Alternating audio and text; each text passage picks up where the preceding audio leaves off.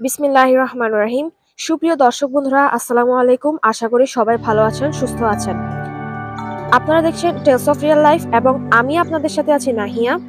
তো একটু দেরি হয়েছে বটে এ সপ্তাহে, কিন্তু তাও আমি আপনাদের কথা ভেবে আজকে উইন্টার গার্ডেনিং আপডেট নিয়ে চলে আসলাম। আর আপনারা নিশ্চয়ই দেখতে পাচ্ছেন, এই যে এদিকে গাঁদা ফুল, তারপরে চন্দ্রমল্লিকা, আরো গাঁদা ফুল আর 4টে গোলাপ ফুটে রয়েছে এখানে। ফুলে ফুলে ভরে রয়েছে এই বাগান। দেখুন কি সুন্দর ফুল রয়েছে আল্লাহর অশেষ রহমতে। ফুলগুলো দেখেই আজকে সকালে উঠে মনটা ভালো হয়ে গেল। আজ যদিও আপনারা দেখতে পাচ্ছেন আকাশে কোনো সূর্য নেই, অর্থাৎ রোদ নেই, আজ প্রচুর শীত, তবুও আপনাদের কথা ভেবেই আমি চলে আসলাম। আর আজকে পুরো বাগানটাই দেখাবো, প্লাস টুকিটাকি একটু হারভেস্টিং করবো আর কি। তো এইদিকে টমেটো গাছ নিয়ে আমরা খুবই শঙ্কিত ছিলাম, বাট এই যে এখানে একটা টমেটো আপনারা দেখতে পাচ্ছেন। তারপরে এদিকে দেখা যাচ্ছে ফুল এসেছে।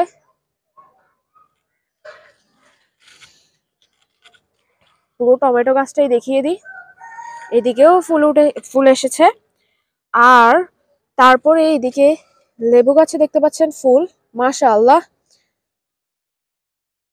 তারপরে এই যে জিনিয়া, এটা হচ্ছে কাটামণি। তারপরে ওদিকেও ফুল গাছ আছে আর কি।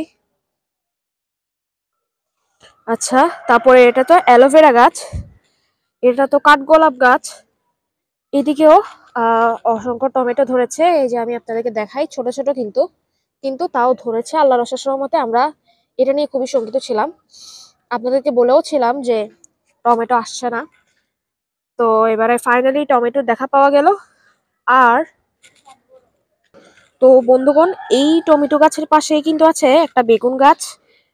গতবারও দেখিয়েছিলাম এই বেগুনটা 1 সপ্তাহ আগে কতটুকু ছিল আর এখন কেমন হয়েছে। এই যে দেখুন, আরো বড় হয়েছে আল্লাহর অশেষ রহমতে।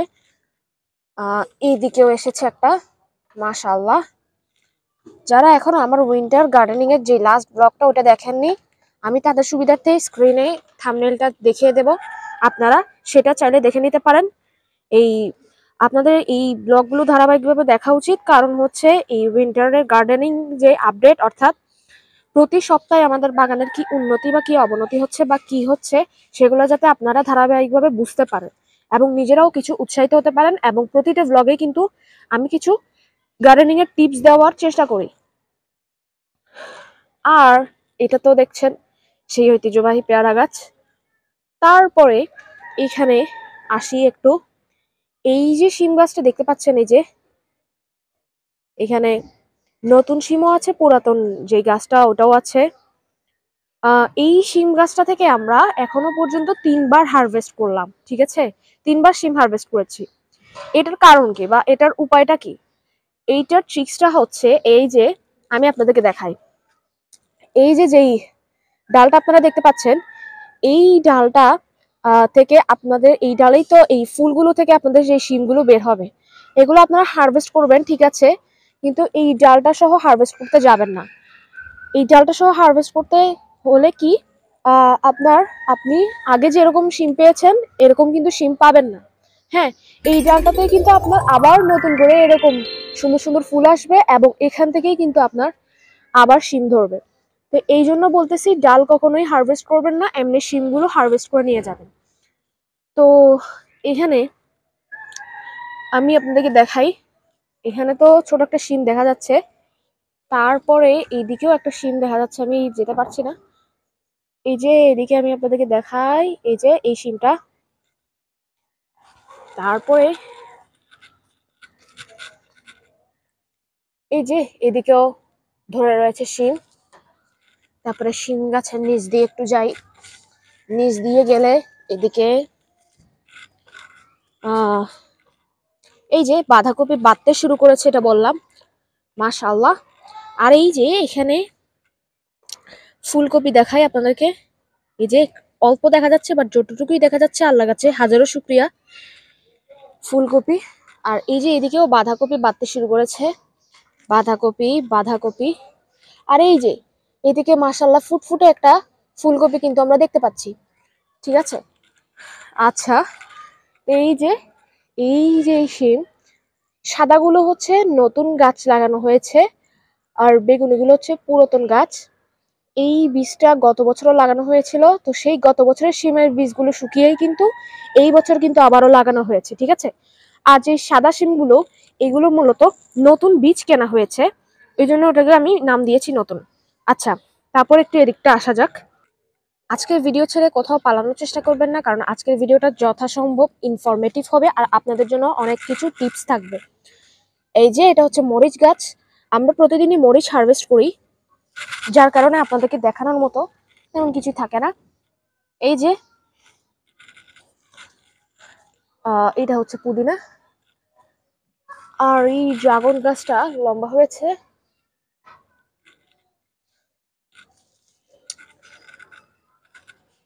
আর এই যে উপর থেকে আমি দেখিয়ে দিই শিমগুলো একদম আমার চোখের সামনে। এইবার একটু এদিকে আসা যাক। আর এই যে এদিকেও কিন্তু বাঁধাকপি বাঁধতে শুরু করেছে। এই পাতাটা কেন দেওয়া হয়েছে বলতে পারবেন? এই পাতাটা দেওয়া হয়েছে এই কারণেই, কারণ আপনার যে বাঁধাকপিটা, হ্যাঁ, এই বাঁধাকপিটার যাতে রংটা একদম অমলিন থাকে, ঠিক আছে। এই জন্য এই পাতাগুলো পায় কোত্থেকে? এই পাতাগুলো, এই যে গাছের নিচের অংশে যেসব পাতাগুলো বুড়ো হয়ে যায়, এই পাতাগুলো হচ্ছে সেই পাতা, এবং এগুলো দিয়ে কিন্তু ঢাকা দেওয়া হয় ওই রংটা থাকতে। এবং একই রকম টিপস কিন্তু আপনারা চাইলে ফুলকপি আর ব্রোকলির ক্ষেত্রেও এটা ফলো করতে পারেন, রংগুলো অমলিন রাখতে, ঠিক আছে। এই পাতাগুলো ইউজ করতে পারেন। আচ্ছা, তো এই যে এদিকে একটা ছোট্ট শিম দেখা যাচ্ছে। তারপরে এই যে এদিকে যে টমেটো গাছটা আমি আপনাদেরকে গত সপ্তাহে দেখিয়েছিলাম, এখানে প্রচুর টমেটো ধরেছে মাশাআল্লাহ। আর এইদিকে বেগুন দেখা যাচ্ছে। হ্যাঁ, এই দুটো গাছ কিন্তু পাশাপাশি। আচ্ছা, তারপরে এদিকে আসি। এই যে এটা হচ্ছে চন্দ্রমল্লিকা, যে নতুন জাতটা, এটা চন্দ্রমল্লিকার অনেকগুলো কালার আছে। হ্যাঁ, তো আপনারা চাইলে কিনতে পারেন। আপনারা বলতে পারেন যে সবজি গাছে, আমরা তো শুধু সবজি গাছ করছি, হয়তো অনেকেই আছেন যারা শুধু সবজি গাছ করছেন, ফুল গাছ লাগাচ্ছেন না। তাদের জন্য আসলে তারা হয়তো জিজ্ঞেস করতে পারেন যে ফুল গাছটা আসলে কি খুবই ম্যান্ডেটরি বাগানের জন্য? দেখেন, এটা যতটা গুরুত্বপূর্ণ বাগানের সৌন্দর্য বর্ধনের জন্য, তার চেয়ে বেশি গুরুত্বপূর্ণ আপনার ছাদ বাগানের যেই পরাগায়নের জন্য বলতে আমি বোঝাতে চাচ্ছি, এই যে এখানে যে বাগানগুলো, এই এই যে সবজিগুলো আছে, এগুলোর ফুলগুলোর পরাগায়ন আপনার কম হবে যদি না আপনার বাগানে ফুল গাছ না থাকে। যদি ফুল গাছ থাকে তখন এই রঙিন ফুলগুলোর দিকে আকর্ষিত হয়ে মৌমাছি, ভ্রমর ইত্যাদি ইত্যাদি অনেক কিছু আসবে, এবং এগুলো যেমন এই ফুল থেকে মধু খাবে, তেমনি এই ফুলের আকৃষ্ট হয়ে এই ফুল থেকেও কিন্তু মধু খাবে। তখন আপনার কিন্তু পরাগায়নটা ইজিলি হয়ে যায়। যার কারণে এই ফুল গাছগুলো লাগানোর চেষ্টা করবেন। একটা দুইটা ফুল গাছ দিয়ে শুরু করেন, কোনো সমস্যা নাই। নর্মালি যেমন গাঁদা দিয়ে শুরু করেন, গাঁদা শীতকালে প্রচুর হয়। আমার বাগান তো আমার বাগান তো দেখলেনই আপনারা, ঠিক আছে। তো আপনারা এগুলো দিয়ে শুরু করেন। আর এই যে এটা হচ্ছে উস্তা গাছে ফুল এসেছে। আপনারা একটু সতর্কতা অবলম্বন করবেন। গাছ যখন ছোট থাকে, একদম চারা অবস্থায় থাকে, তখন এগুলোকে এরকম মশারির নিচে আস্তরণ দিয়ে রাখবেন, যাতে করে আপনার গাছগুলো পাখি খেয়ে না খেতে পারে। আর এই যে এদিকে একটা মরিচ পেকেও গিয়েছে মরিচ গাছে, শুকনো মরিচ। এটা দিয়ে যদি ভর্তা বানানো হয় তাহলে আর কথাই নেই। এই যে এই টমেটো গাছ, আর এই যে এই বেগুনটা দেখিয়ে দিলাম সামনে থেকে। আর এখানেও পাশে একটা টমেটো গাছ রয়েছে। আর এই যে আপনারা এখানে দেখতে পাচ্ছেন, এটা হচ্ছে পেঁয়াজ কলি বা পেঁয়াজ পাতা যেটাকে বলে।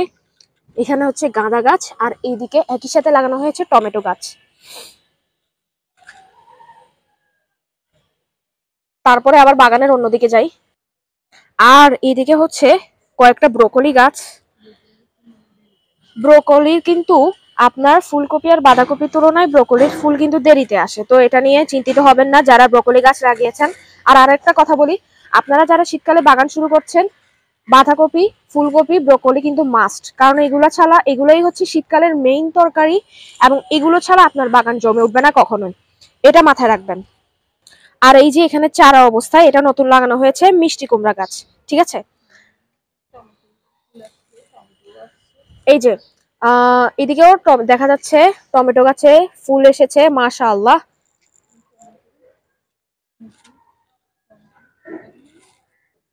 আর এই যে এদিকে টমেটো দেখা যাচ্ছে মাশাআল্লাহ।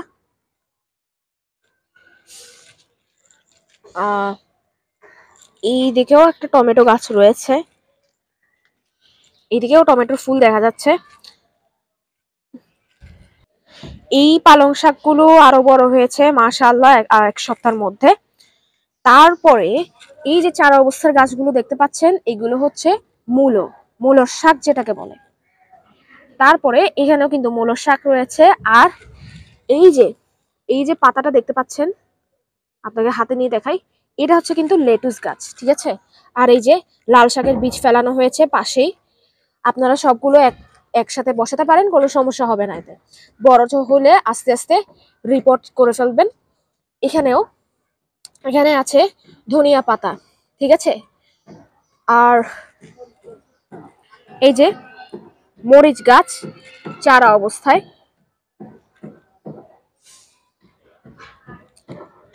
আর এই যে গার্ডেনিং আপডেটের সবশেষেই চমকপ্রদ আকর্ষণ, সেটা হচ্ছে এই যে লাউয়ের জালি। এটা এক সপ্তাহ আগেও আপনাদেরকে দেখিয়েছি। এটা জানি না কতটুকু বড় হয়। তারপরে এই যে এদিকে আরো এসেছে মাশাআল্লাহ।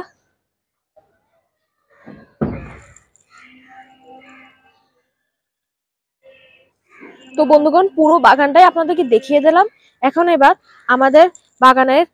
আমাদের ভিডিওর সবচেয়ে চমকপ্রদ যে আকর্ষণ সেটা হতে চলেছে, আর সেটা হচ্ছে হারভেস্টিং বাবু, অন্য কিছুই নয়।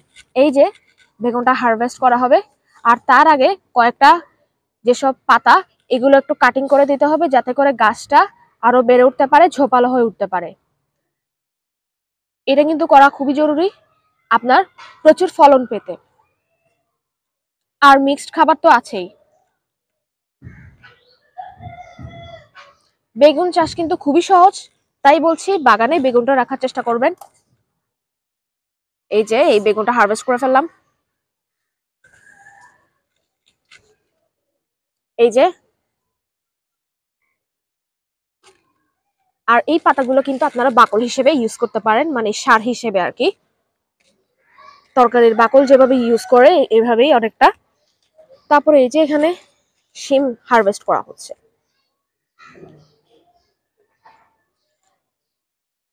শিমেরও কিন্তু প্রচুর ফলন হয়, এত যত্ন নেওয়ার কোনো দরকার নেই।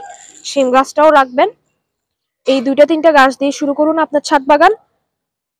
আর অর্গানিক সবকিছু খান, সুস্থ থাকুন।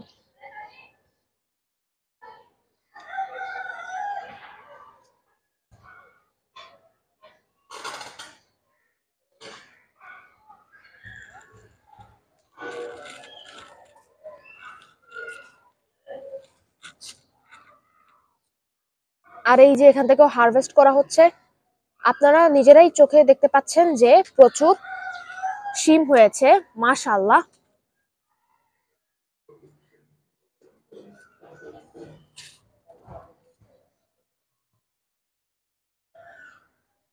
আপনারা এখান থেকে প্রচুর শিম পাবেন, শুধু তাই নয়, কয়েকটা শিম শুকিয়ে আগামী বছরের জন্য বীজ স্টোর করে রাখতে পারেন। তাহলে আর আপনার আগামী বছর আর কেনা লাগবে না বীজ। গাছের মধ্যে রেখে দেবেন কয়েকটা শিম, এগুলো শুকিয়ে যাবে। তারপরে আপনার কোন একটা বক্সের মধ্যে সংরক্ষণ করে রাখতে পারেন। সেই বীজগুলো আগামী বছর আবার গাছ হয়ে উঠবে, যেটা আমরা করেছি।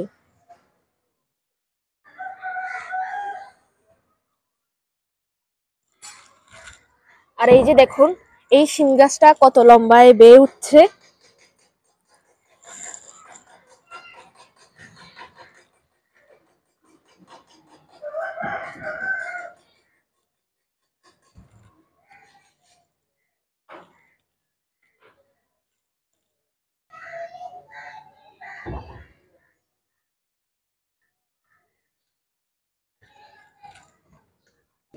আর এই যে এইদিকে শিমগুলো কিন্তু হারভেস্ট করবেন।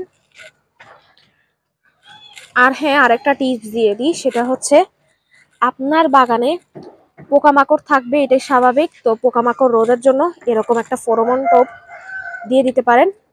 এটা এই যে দেখুন কতগুলো পোকা এখানে আটকে গিয়েছে, এখানে গাম লাগানো থাকে, এই পোকাগুলো এখানে আটকে যাবে আর আপনার গাছে তেমন কোনো ক্ষতি হবে না।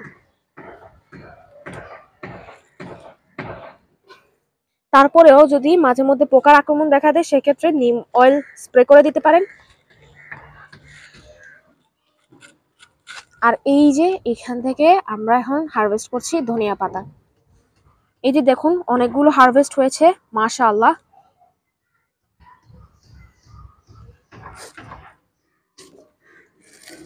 আর এই যে এখান থেকেও হারভেস্ট করা হবে।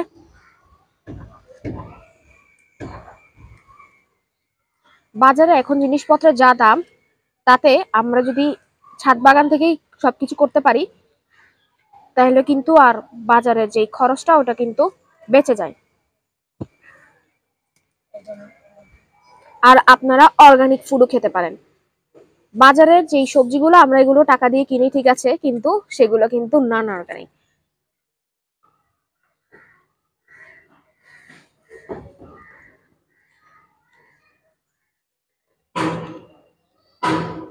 তো বন্ধুগণ আমি আবারও বলছি, আমার উইন্টার গার্ডেনিং আপডেটের যে আগের ব্লগগুলো দেখেননি, অর্থাৎ লাস্ট ব্লগটা হলেও দেখবেন, তাতে করে আপনারা বুঝতে পারবেন যে আমার বাগানের কতটুকু অগ্রগতি হয়েছে, ঠিক আছে। আর আমার চ্যানেলে কিন্তু উইন্টার সিরিজে 2টো সারপ্রাইজিং ব্লগ আপলোড করা হয়েছে। তো এই ব্লগগুলো এখনো যারা দেখেননি তাদের সুবিধার্থে আমি আমার ভিডিওর স্ক্রিনেই আমি থাম্বনেলগুলো দিয়ে দেব, আপনারা যাতে করে এই ভিডিওগুলো চিনতে পারেন এবং দেখে নিতে পারেন, ঠিক আছে। তো দেখতে পাচ্ছেন বন্ধুগণ, কথা বলতে বলতে অনেকটুকু হারভেস্ট করে ফেলেছি আমরা। আমার ছাদ বাগানে আপনাদের দাওয়াত রইল, এসে ঘুরে যাবেন। যদি রিজিকে থাকে তাহলে আপনাদের ভাগ্যেও হয়তো বা এরকম কিছু সবজি পড়তে পারে আর কি। হ্যাঁ, এই যে এই হারভেস্টকৃত সবজি মাশাআল্লাহ। আল্লাহ তাআলা সবাইকে এরকম অর্গানিক ফুড চাষ করে খাওয়ার তৌফিক দান করুন, আল্লাহুম্মা আমিন। তো বন্ধুগণ ভিডিও শেষ করার আগে এগুলো দেখিয়ে দিই। এটা হচ্ছে নোটের শাক, নোটের শাক চারা অবস্থায়। আর এইদিকে আরো কয়েকটা মরিচ গাছ দেখলাম চারা অবস্থায়, আর এইদিকেও কিন্তু লাল শাক ফেলা হয়েছে, ঠিক আছে। আচ্ছা, তো এই যে এদিকেও মূলো শাকের পাশাপাশি কিন্তু এগুলো লাল শাক ফেলানো হয়েছে। তো আজকের ভিডিওটা একটু বেশি বড় হয়ে গিয়েছে, তার জন্য এক্সট্রিমলি সরি, কিন্তু আজকের ভিডিওটা আপনাদের মজা লাগার খুবই কথা, কারণ আজকে পুরো ভিডিও দেখালাম, মানে পুরো গার্ডেনিংটা দেখালাম, তারপরে হারভেস্ট কি করলাম সেগুলোও দেখালাম। তো আরেকটা কথা বলি, সবাইকে প্রথম অভিনন্দন জানাতে চাই। আজকে আমার চ্যানেলের আল্লাহর অশেষ রহমতে 151 জন সাবস্ক্রাইবার পূরণ হলো, অর্থাৎ 150 অতিক্রম করলো আল্লাহর অশেষ রহমতে। তো সবাই আমার জন্য দোয়া করবেন যাতে এইভাবে আপনাদেরকে ইনফরমেটিভ ভিডিও দিয়ে আপনাদেরকে উপকৃত করতে পারি এবং তার পাশাপাশি বিনোদনটাও যাতে দিতে পারি, ঠিক আছে। তবে হ্যাঁ, দোয়ার পাশাপাশি আপনাদেরকে আরেকটা কাজ করতে হবে, সবসময়ই সেটা বলি, যদিও বলতে ভালো লাগে না তবুও বলতে হয়, কারণ এটাই হচ্ছে আর কি আমাদের একটা শখ, আপনাদেরকে দিই আর কি। তো সেটা হচ্ছে শেয়ার করবেন, আর যারা এখনো সাবস্ক্রাইব করেননি প্লিজ ভালো লেগে থাকলে সাবস্ক্রাইব করবেন আর সবার মাঝে শেয়ার করে দিবেন। আপনার একটা শেয়ার আমাকে অনেক দূর এগিয়ে দিতে সাহায্য করবে, ঠিক আছে। তো প্রচুর কথা বলেছি, সবাইকে আল্লাহ হাফেজ, আসসালামু আলাইকুম। ফার্স্ট টু লাস্ট ভিডিওটা দেখার জন্য সবাইকে অশেষ অশেষ অশেষ ধন্যবাদ। আমাকে এভাবেই সাপোর্ট দিতে থাকুন, সাবস্ক্রাইবার বাড়িয়ে দিন। ধন্যবাদ, আল্লাহ হাফেজ।